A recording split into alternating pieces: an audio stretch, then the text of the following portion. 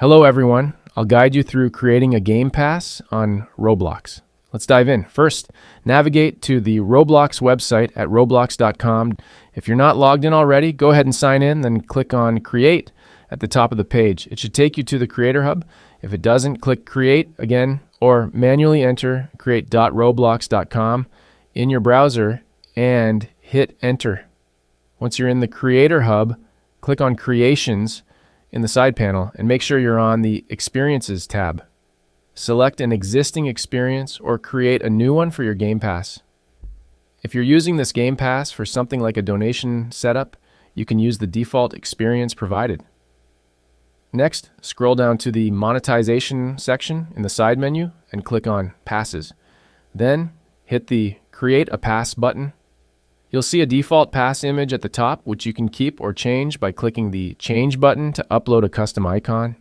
Choose your desired image. Click Open and then name your pass like 90 SecTech. Feel free to add a description too. After naming your pass, click on Create Pass. Then, select your newly created pass to adjust its settings. Navigate to Sales in the side menu.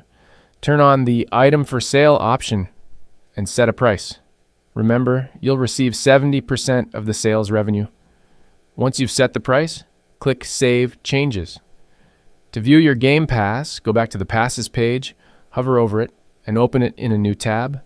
Here, you'll see all the details of your Game Pass.